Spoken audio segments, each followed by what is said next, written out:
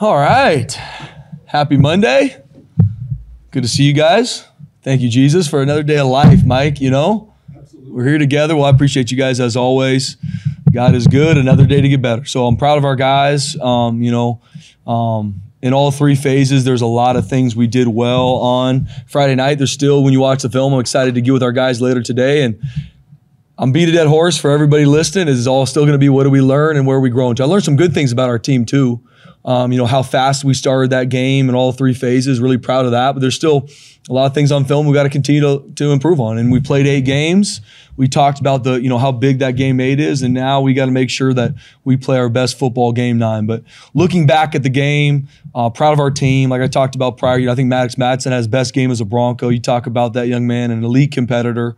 Latrell Caples, 3 touchdowns, does all the dirty work that we want him to do, from blocking to all the stuff he needs to do. And seeing him have the production he did on Friday night was huge. We just continue to find ways to create explosive plays, and being able to wear defenses out is something, a testament to how our players practice, to what we're able to do schematically. And I'm just proud of our guys finishing the game offensively and being able to get, I think it was 7 receivers, caught a ball over 10 yards. I mean, some of that stuff is huge for the connection of our team. I think Matt Wagner's coming on strong as one of our tight ends. Obviously, everybody knows about Matt Lauder and the matchup nightmare he is, but especially Matt Wagner coming on strong in our O-line. I mean, anchored by Ben Dooley, Cage Casey, two veteran guys for us that just continue to grow and thrive. And we've been able to play a lot of guys on the O-line. They've done a great job. And so excited where we're growing to. And even Ashton Jeanty, man, I mean, we can sit here all day, talk about him, but I mean, he just, the warrior he is, the competitor he is, the teammate he is. I mean, I was just sitting in a leadership meeting, talking about our team with him and where we need to keep growing to. I mean, that's this group of leaders. On the flip side, defensively, started extremely fast, finally got a pick 6, haven't had one of those in a while. I'm proud of Amara McCoy taking it the distance. His ball security has to improve. Trust me, we'll work that with him, taking it pick 6. But I mean, a young man that Amara McCoy has had his best 3 weeks as a Bronco back to back to back, from Hawaii to UNLV to now. And he just needs to stay on that trajectory. And I think our corners are playing much improved. Coach Demo's done a great job of those guys. I mean, Amara McCoy, Jeremiah Irby, Devon Banks are playing some really good football right now. We need them to. Gave up some explosive plays defensively, but our guys stayed in. I think we gave up 5 explosive plays all game. If you do that, you always had a shot to play really good defense. 5's kind of the number, and our guys did that, had the 2 interceptions, and we're really good on 3rd down. Later in the game, though, we gave some stuff that we can't, and we got to play some other guys. We got to get some guys in rotation. But I'm proud of how our defense came out. They continually improve week in and week out. Coach Chins and our defensive staff put really good plans together for our guys to be on the attack, and we're doing that. There's still some meat on the bone that we're excited to continue to improve on in our front. In regards to creating pressure on quarterbacks is something that we've done a good job of, and it needs to continue. Special teams-wise, we were able to get a fake punt, and our guys being able to execute that in that critical moment was huge. There's still some things in our coverage units we need to clean up. Did a much better job kicking the ball to the end zone, creating touchbacks with our kickoff unit. Some of the ball placement on some of the skies we were doing, we got to continue to improve. And there's just still some meat on the bones with some decision-making in regards to our special teams that we need to grow in. We are getting better, but I know we are relentless to continue to improve here, and we need to, especially the games need to go in, especially against a really good Nevada team coming in here that we know will be ready to play. So proud of our team in all 3 phases. It's still going to be what did we learn and how are we going to continue to grow going forward. We know we're going to play a really good Nevada team that's getting better every week. Think very highly of Jeff Choate and what he did, not only here as a coach, but Montana State as a head coach, been to Texas. Kane Iones is DC that I know really well. He's a very, very good football coach and even a better man. And so we know we're going to get Nevada's best. We know they've had some injuries. Those guys will be healthy against us. And we're going to get Nevada's best on Saturday, and they're going to get Boise State's best too.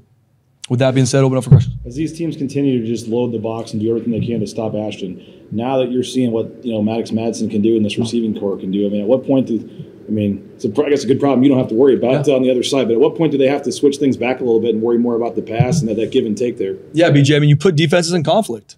And it was awesome hearing our guys even talking through that. I mean, like I said, Maddox played really well on Friday night, but I mean, there's some open receivers due to that, right? I mean, you really got to show your hand early on in how you're going to stop our run game attack. And when defenses do that, I mean, we're going to be on the attack too. There's answers that we have. And seeing our guys make those plays when they come to them, that's a good offense. that's an offense that we're going to continue to work to be elite when, hey, some of the run games being stopped, or, when teams are dictating that many hats to the run game, being able to be explosive in our pass game, that's the compliments we have on offense, and that's a testament to our players. And sometimes it's going to be Latrell Cable scoring 3 touchdowns. Maybe next week it's going to be a different receiver. But that's what builds the mentality of your offense and your team, is you never know when your number is going to get called. You never know when your opportunity is going to come, but be ready when it does. And so I'm proud of our guys. Like I said, there's still a lot of stuff on film. We had some penalties. We had some things that got us behind the sticks, BJ. But I'm proud of our guys staying true to the plan, continuing to work at it. And Maddox playing the way he does, that puts a defense in a lot of conflict. To the way that teams are approaching Ashton, how many more often are they putting an extra guy in the box now or doing whatever, as opposed to the first couple of games of the season? How much has that Yeah, they've got a lot of games to look at now. As you get longer in the season, as a coach, you've got even more and more film to see, what other teams have done to try and stop the run game or the pass game or certain situational areas of the field that we've attacked defenses.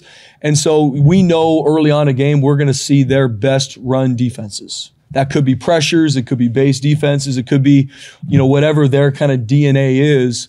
And then it's our job to have answers, and it's our job to make sure we capitalize in the run game, and then obviously the passes off it. Because at some point, even myself being a defensive guy, they've got 11, we got 11. And so how they're going to dictate hats to stop the run, how are they going to pressure us, how are they going to play their base coverages against the run game we're going to have, because we are going to establish a run game here. And then the passing attack off of it. So, our coaches do such a great job adapting, evolving in-game, having answers. And our players do too. Hey, guys, this is what they showed on film. We're probably going to get something different. That's what it is. And we've seen that week in and week out. Then we come to the sideline, look at the iPad. Hey, guys, this is how they're attacking us. This is how we're going to have to make sure we use it for our advantage going forward. It's easy when Ashton breaks up 75-yard runs to say, that's good. But, there are plays like it seems like San Diego State fits it freaking perfectly. Yep. He hurdles a guy in the hole and still picks up 6 or whatever. 18 missed tackles were like most in an NCAA game this year. How good is Ashton still, despite everything they're throwing at him, and still finding out a way? Ashton Jeanty is the best football player in the country. And he preps like it, he trains like it, and we've got and we're a really good football team. Now, how we play this Saturday is all about how we practice to prep to do that. But when I talk to our team about what do we learn, you learn positives about your team too. I'm proud of our team in a lot of phases, but who I am and I know the leadership in our team, entitlement will not creep in here. Entitlement is thinking that what you did in the past affects the future, and it doesn't. This is a new week. We're a new team every week, just like Nevada is, and we've got to earn the right to play our best on Saturday. But who Ashton is and the mentality he has when how he runs, yes, it's not maybe a 60-yard touchdown, but we like playing 2nd and 2, and that opens up the playbook a lot for our offense to be able to shots downfield or whatever we might do in that situation. So, and it's the mentality of your team. Like when you consistently run the football, you wear defenses out, and that's how we're built here. It's not just even this season. That's how this place has been built for years, and we're going to continue to work our tail off to do those things.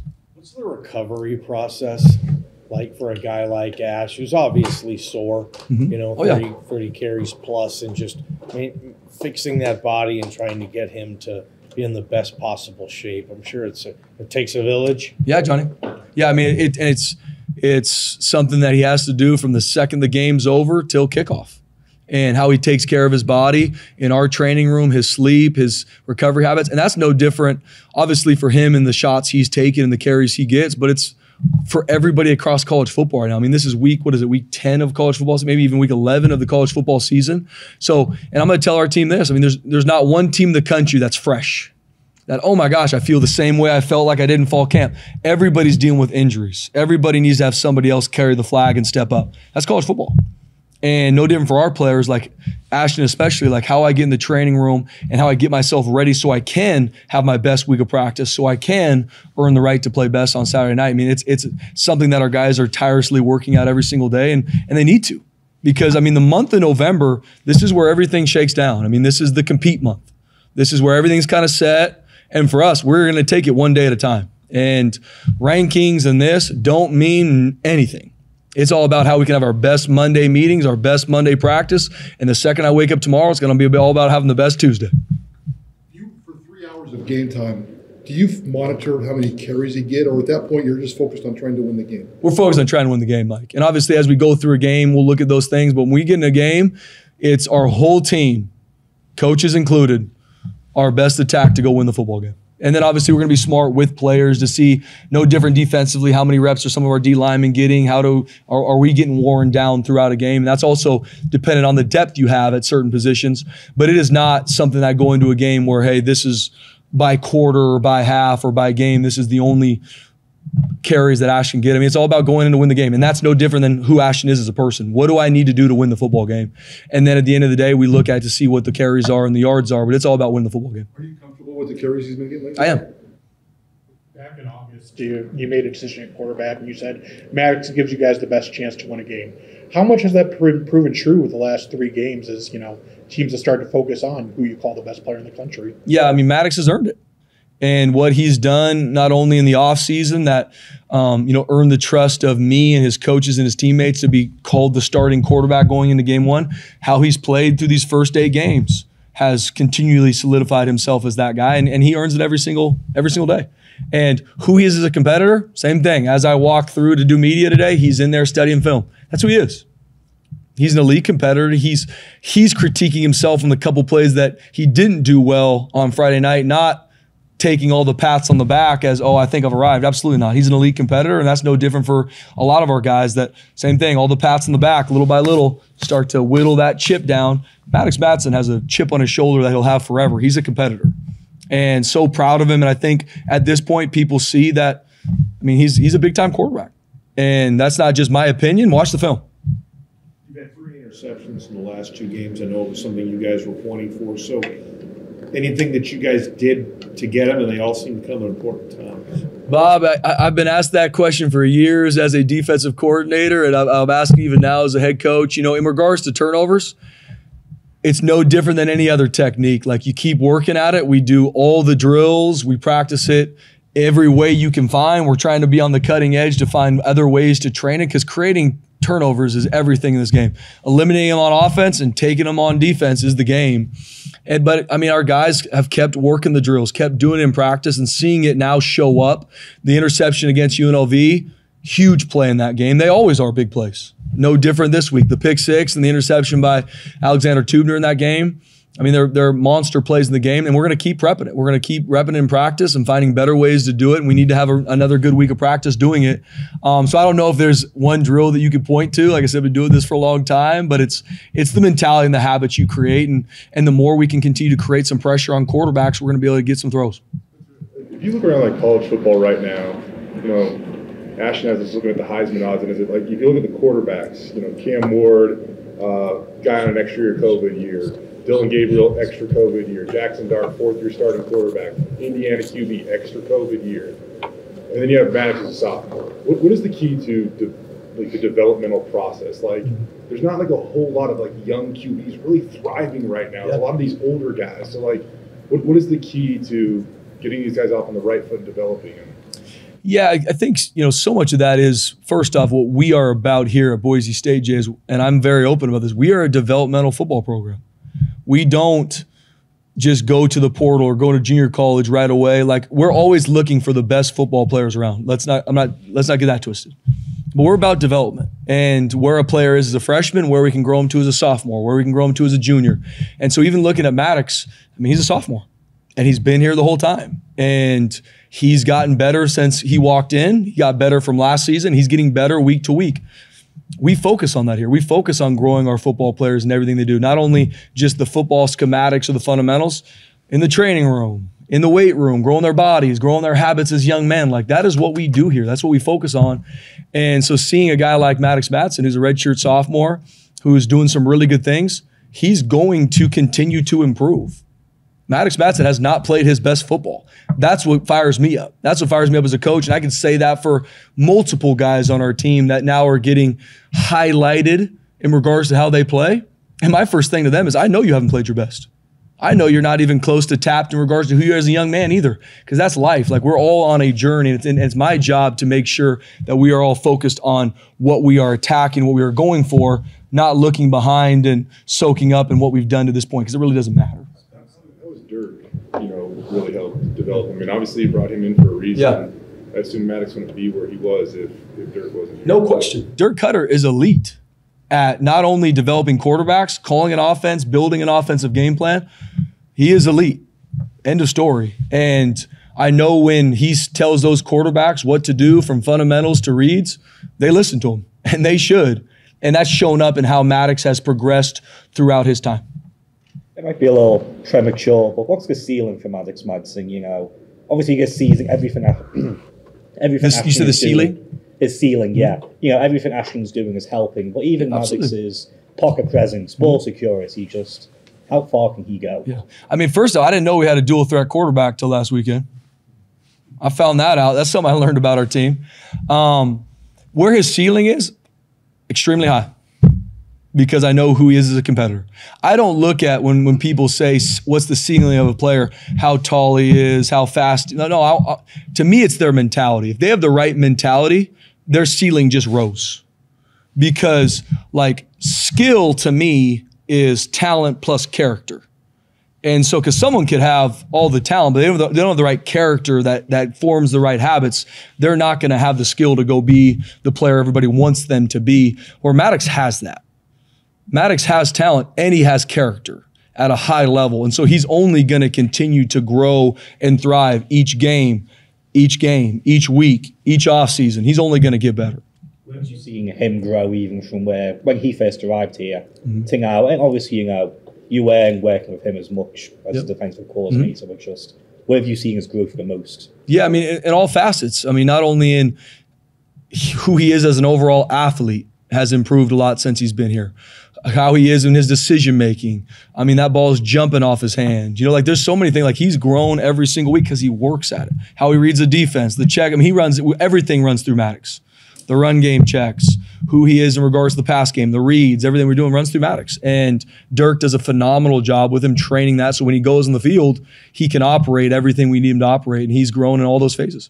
The running back depth, obviously, coming into the season was a huge thing. And how much has that really hurt not having Sire and Breezy? We've seen the 30 carries, 3 straight games for Ashton. How much of that is also because you haven't had a ton of quality guys? You know, you got 9 carries, I guess, to the other guys. But just where are you with the running back depth? Yeah, BJ, it's huge. I mean, you go in with obviously Ash, you got Sire Gaines, you got Breezy, Dylan, you got Tico, and as you go through a season, guys get injured and get out. And so as that happens, that puts the load a lot more on the rest of the guys in the position, obviously for the running back, but this is across the board. And this is what everybody in college football is dealing with. I know those two, especially Sire and Breezy in particular, are working their tails off to make sure we get them back. And we need to.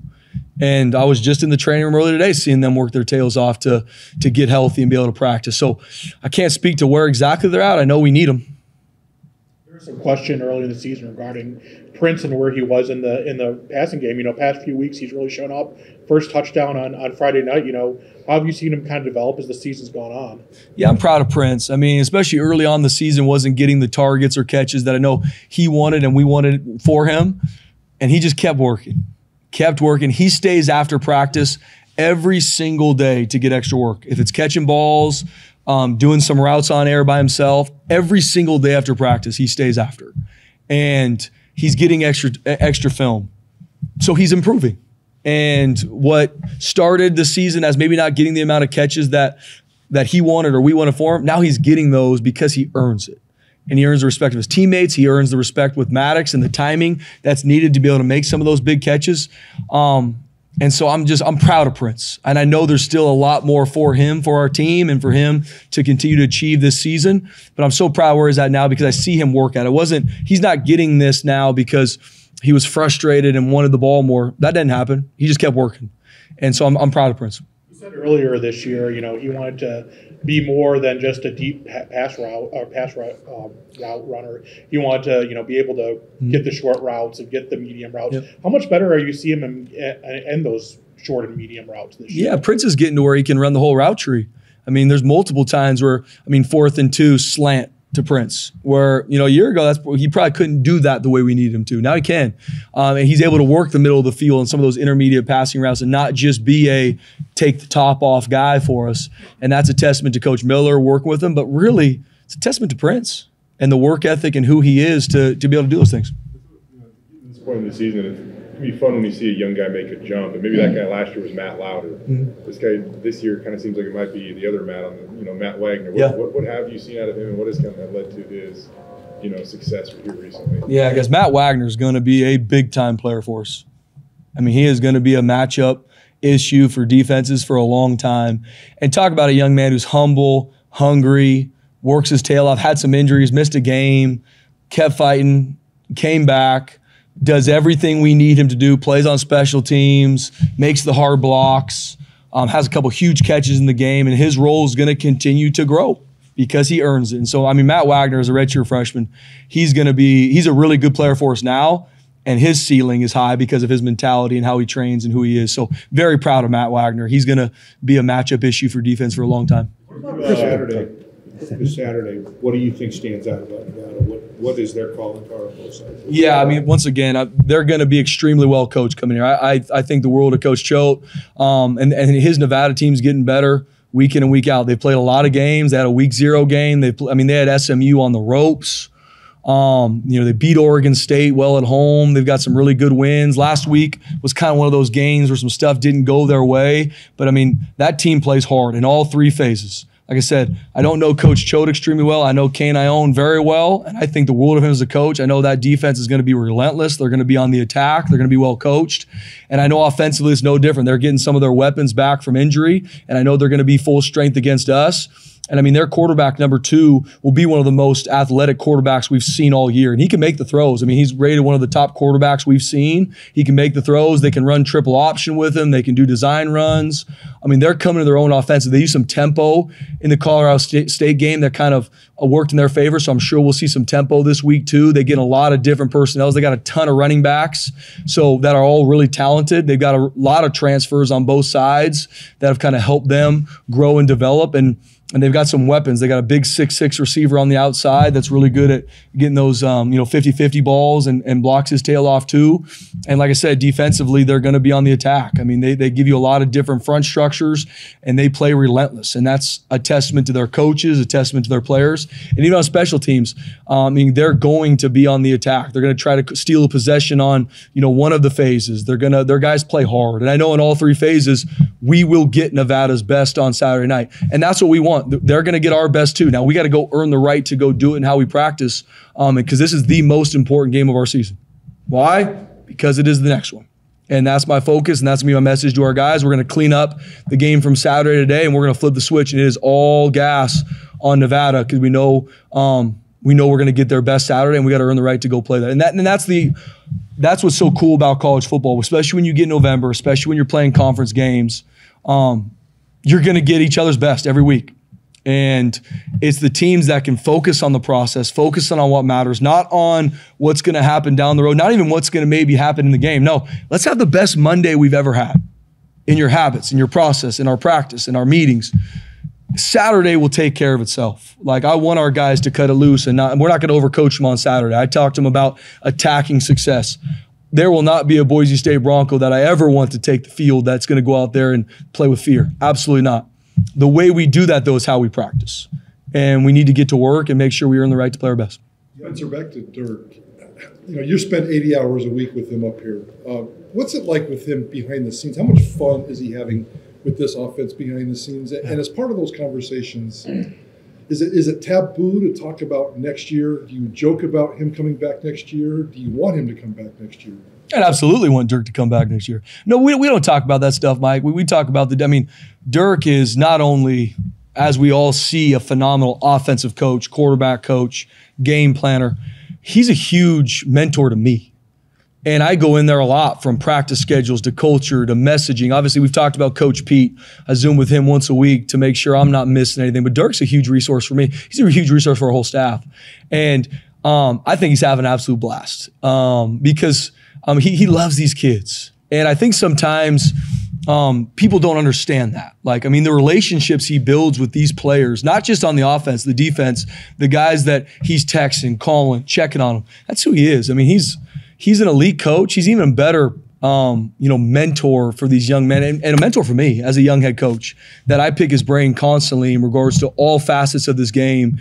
And he's an absolute joy to be around on a day-to-day. And he's, one of the most meticulous process-oriented coach I've ever been around. He's brought me to a higher level, and I'm thankful for that. You got a lot going on, obviously, but are you at all intrigued, interested at all just to see what the committee thinks of you guys tomorrow night? BJ, I mean it from the bottom of my heart. Absolutely not. And I don't say that to tell you the coach speech. I really don't. It just doesn't matter. Because no different with the AP rankings. People, I see, cool. It doesn't matter. You lose a game, you're out of there. Someone wins out and all of a sudden they're in there and no one thought they were going to make it. That happens all the time. And so for me, I'm proud of what our guys have done through 8 games, BJ, but I'm just so excited for us to continue to learn and grow and have our best game 9. And so whatever the rankings come out, I'm sure someone's going to screenshot it and send it to me. I'll see it and I'm going to keep moving. I'm going to talk to our team about it and make sure they know, guys, whatever comes out Tuesday night, it doesn't matter. What matters is how we prep and the practice we have Tuesday to earn the right to play our best on Saturday, because it really doesn't. This isn't my opinion. Those rankings do nothing for our team. Do nothing. The only thing it would do is if we focus on them, get us to where we don't focus on what matters, which is our work. So I can tell you're not too invested in your rankings, but week 3, week 4, talking about the playoffs compared to talking about the playoffs, week 11, November. Is it at least starting to maybe settle in a little bit more of how close you guys are? No. I mean, it's not something I talk about. It's something I will talk about just so I make sure the things that are out there in the media, I do talk with our team about just to be very straight and direct with my thoughts on it. So I am going to talk about that the college football playoff rankings are coming out tomorrow, but I'm going to make sure everybody in this building knows it doesn't matter. What matters is how we work. Because once again, it doesn't. It does. It's not like, wow, that's an interesting way to look at it, coach. It doesn't matter. And where we are ranked at the end of this season matters. And for me, the only way to achieve anything is to take it one day at a time. That's our process, and that's what this place is built on. It's not built on teams or people that live in entitlement and look at rankings and think, oh, look at how good we are. No, to me, we haven't done nothing yet. We played 8 games. We've done some good stuff. There's still a lot of meat on the bone, man. I got to be better. Our team's got to be better, and we got to have our best week of practice. You encourage you guys to go vote tomorrow? Yes. Mm-hmm. Yep. We in the bye week we brought somebody in to talk to them about getting registered and making sure they go vote. And I'm going to talk to our team on Tuesday. Say, hey guys, after practice, go out there and vote, guys. Go out there. I'm going to, and I'm going to make sure our staff has that opportunity because we live in a country where you can do that. And regardless where anybody's at with candidates and where it is, we are in a country that you got to go out and vote. And you have that right as a citizen here, and you got to go take advantage of it. And so I'm going to make sure our players have that space. I want to make sure our staff has that space. If guys don't, that's their decision to not. And I know too, for me, I'm going to make sure our staff and our players, we're praying for our country. And right now, whatever happens tomorrow in the election, I'm believing that God's best is done for our country, and we continue to grow as a country because I love our country. And I'm not going to ever be a guy that says anything different. I'm going to be here. Just like I talk about Boise State football, I'm going to be here. I love this country, and I'm praying that God's best is to come. Chris Marshall, how's he holding up? I know he's probably not having the season that he's wanted to. Where are his spirits? Is there any update there with Chris Marshall? Yeah, Johnny, good question. With Chris, it has not gone the way he's wanted to, really due to injury. And, we leave the Georgia Southern game, going to the Oregon game, and he was a huge part of that game plan going to the Oregon game. First target he got, had a high ankle sprain. And that missed a couple weeks. Then trying to get him back from that. Then he had a hamstring tweak. So he's battling through it right now. And he was in the training room today working to get healthy, and that's my message to him. And yes, there's days that he's frustrated because he wants to be out there on the field and help our team because a healthy Chris Marshall helps our football team. But when he's not, especially at the position he plays, if I can't run the top speed I need to run, he doesn't help our team. He doesn't help himself either. So getting him healthy, getting him out there to be able to help our team down the stretch, when we get him back and when he's going to be 100% healthy, he was banged up last week again. We just got to get him healthy so he can go out there and be his best. The Oregon game. How's Roger Cherry doing? He's doing great. He's doing great, Jay. I mean, he's doing some drills and he's doing some indie type stuff and he's moving. And first off, even before I talk about where Roger's at, I mean, I am so proud of him and Mason in regards to how they are as leaders right now. And if you guys ever get an opportunity when you come to practice to watch those guys, watch them in the game, I mean, they are so intent on helping those players that are on the field, coaching them up, what they're seeing. I mean, there was a point in the game on Friday night. I mean, Roger had the O-line, and he was giving him the pump-up speech of, it was like a Braveheart speech coming. I mean, just the amount that these guys love their team. Yes, they are two of our best players that aren't playing right now, but they're not, I'm not a part of the game plan, so I'm not going to bring the juice or the leadership. I mean, they are bringing it for their teammates. And Roger's in a good place. I mean, our trainer's done a great job, and he's moving. We'll get him back here.